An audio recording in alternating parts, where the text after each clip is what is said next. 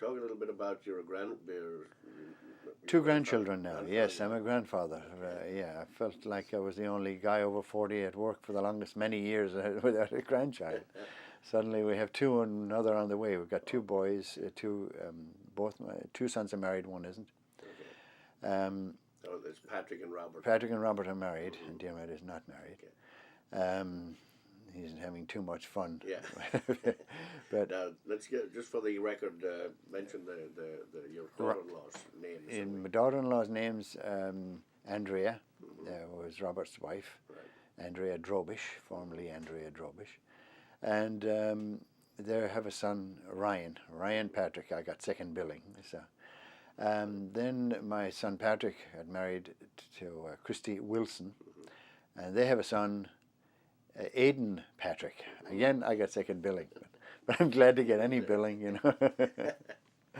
And his wife is pregnant again and expecting a baby girl. Beautiful. For the first time in many years. It's all boys in my side of the family. We always knew when my wife was at home, the toilet seat was down. That was the only how we knew she was home. Actually, Pat, one of the boys was and his wife did some acting. Yes, Robert was involved. Yes, he was. Yes, he was with the. He toured with a couple of companies. His wife also did. They also did cruises and the entertainment on cruises. He went to Scotland to a drama festival there as part of. He went to Yukon and he was part of that group there for many years. He was also did radio up there. He was the station manager at the radio station up there for a while. Just going back a little, I'm thinking things we forgot. Yeah. I just want to make sure we get them in. We touched quickly on the festival or the fesh, but you were very involved with that over years. Yes, we've been involved in it. Yeah, we've been involved in it.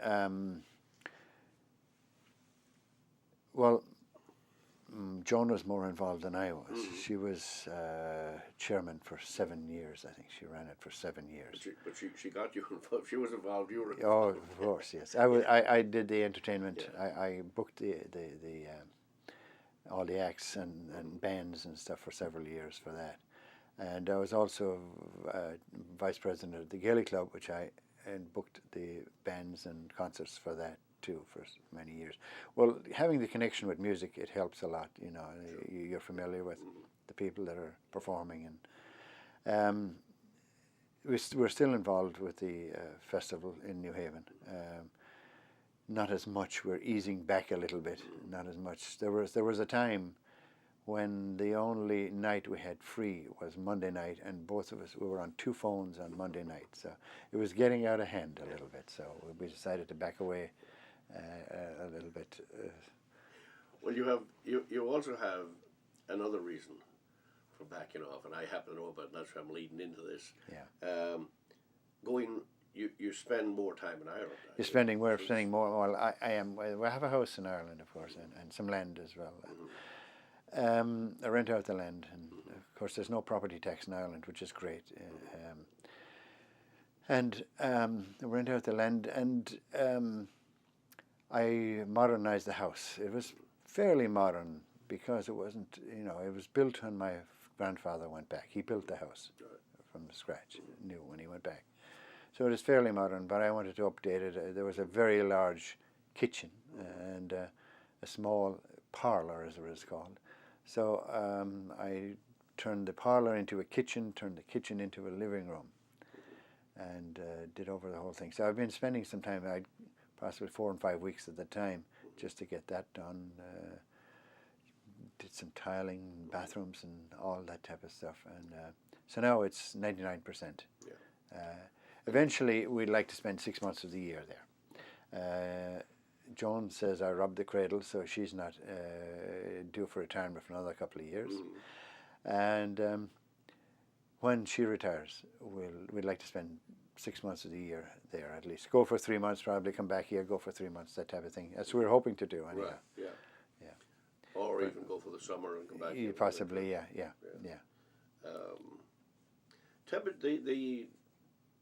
The climate in Tipperary, in your area, is fairly... It's fairly mild. Mild. Yes, it is. Yes, it is.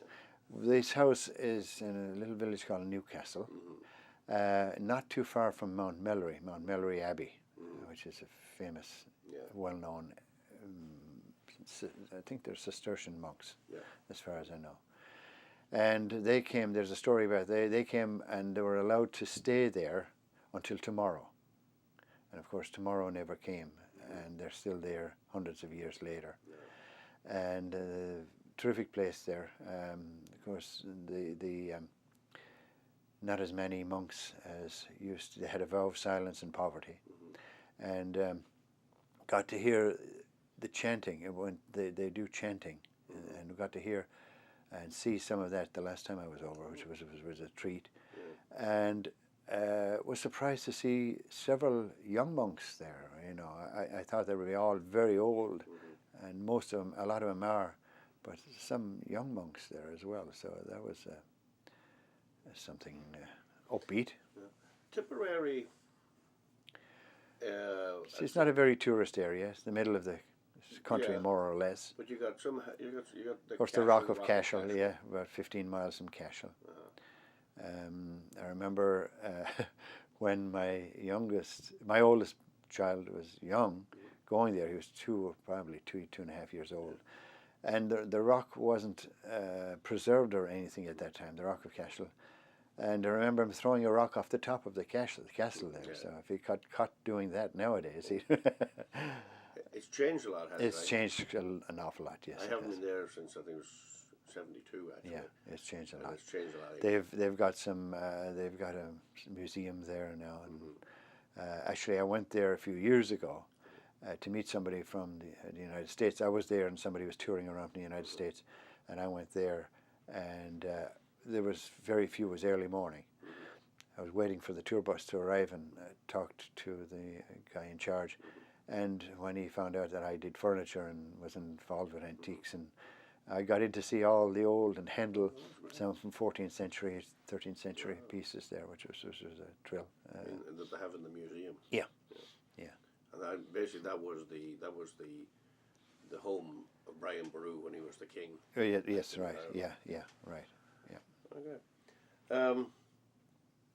But I was also. And by the way, speaking of Brian Boru, Brian Boru has a brother, Diarmid. It was Diarmid O'Cinada. Brian Boru was Kennedy. Really? Yes. So Diarmid Kennedy that name goes back to the 1410, I think, when Brian. Yes. So my son's name goes back to the 14th century. Diarmid, of course, is the Gaelic version of Jerry. Which my father was Jerry, and I had a brother Jerry. So we just named him the Gaelic version of Jerry, which is Diarmid. That's where the name Diarmid, Diarmuid, comes in.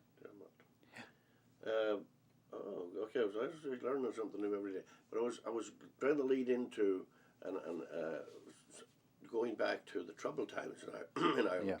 Tipperary was had a lot of rebels. Yes, right. Dan Breen and that's Liam Lynch. General Liam Lynch was shot on the mountain, quite close to my house now. There's a monument up there. And I remember seeing Dan Breen when he was running for election as a TD afterwards. I remember him. Now, was Knockenour, is that Valley of Knockenour? Yeah, is that in Tipperary? No. The Galtee Mountain the Galtee Mountains that's the Galtee Mountains.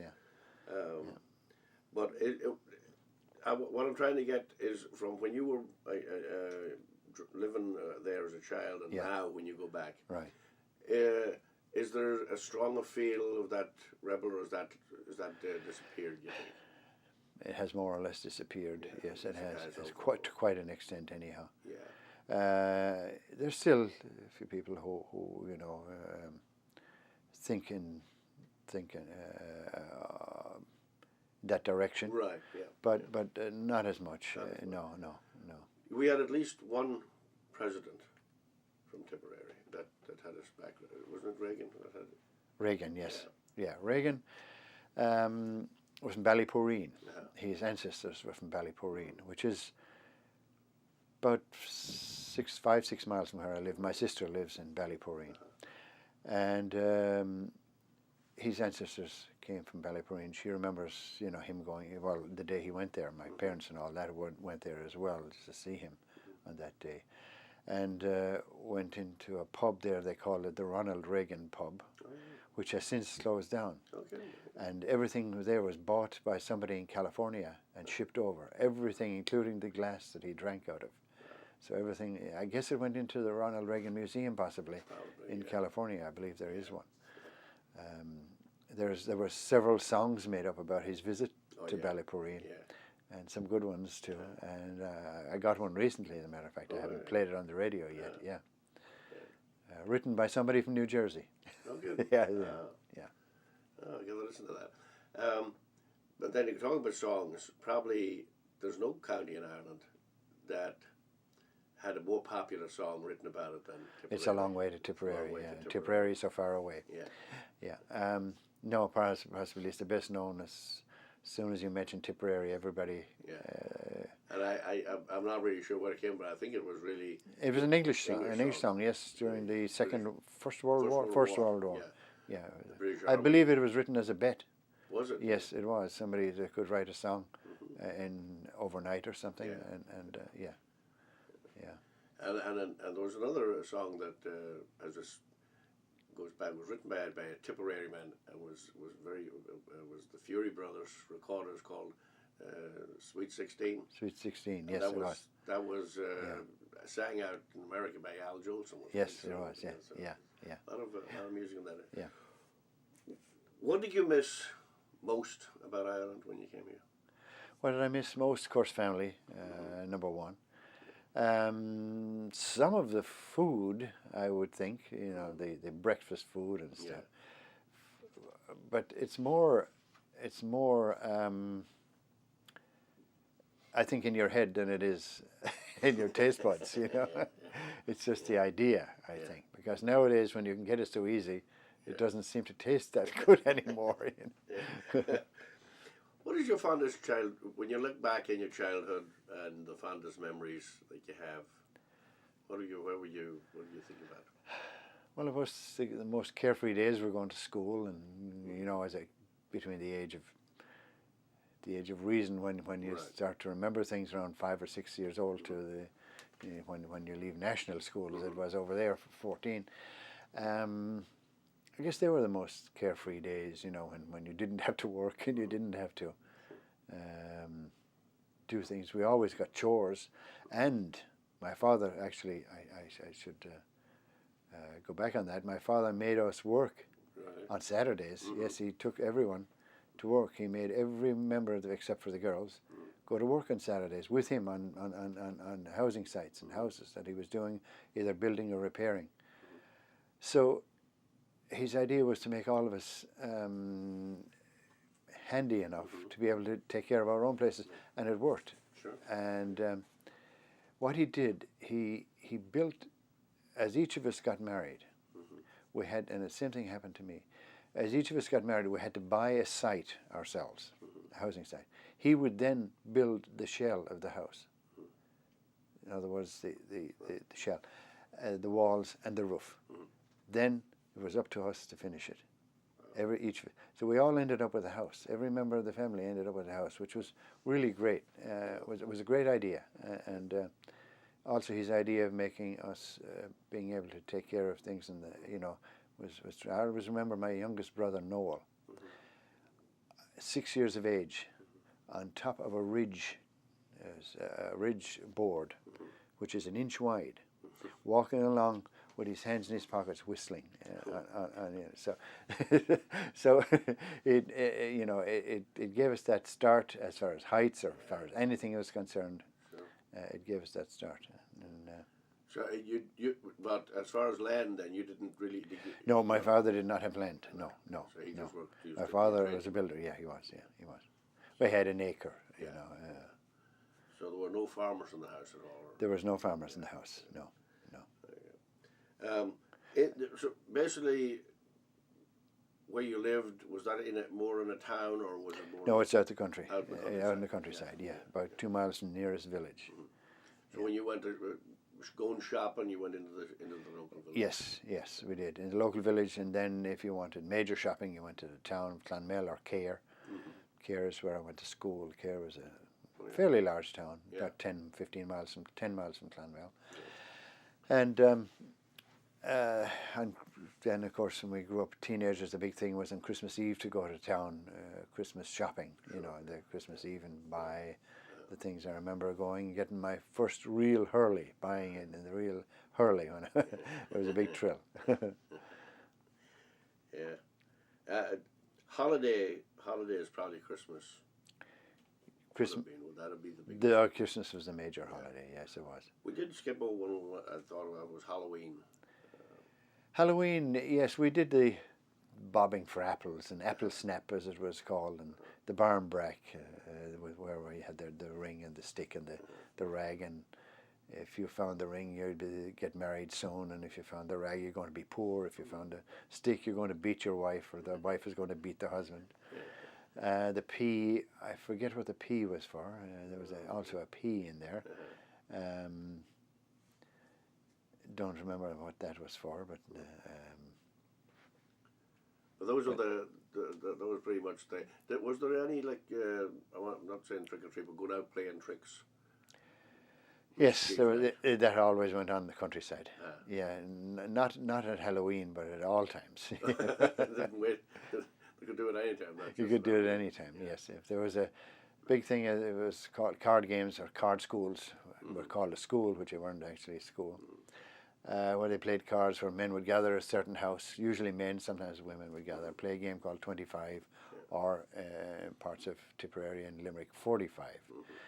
And climb up on the roof, put a slate across the chimney so to smoke them out of the house, things like that.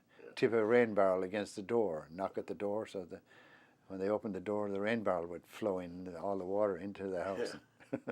Now I got a trick question. When you were growing up and a small child, what was your favourite TV program to watch? Well, I remember television coming into the house for the first time. I think I was 17 or 18 years old at the time. Okay. Yes, I do. Yeah, and so there was no TV program until that time. And at that time, I remember counting up to 30 people in our house watching television on a Sunday night. Mm-hmm. The neighbours would come and watch television. You know, so you must have been one of the first people to get. Yeah, we were around the place. Yeah, we were. But radio would have been. Radio was the big thing. Yeah, and I also remember going way back to the wet and dry batteries, where the batteries had to be charged. You could take the batteries to some local place to get charged, and as likely as not, it would fail when something was going wrong. I remember listening to the All Ireland. The big thing was listening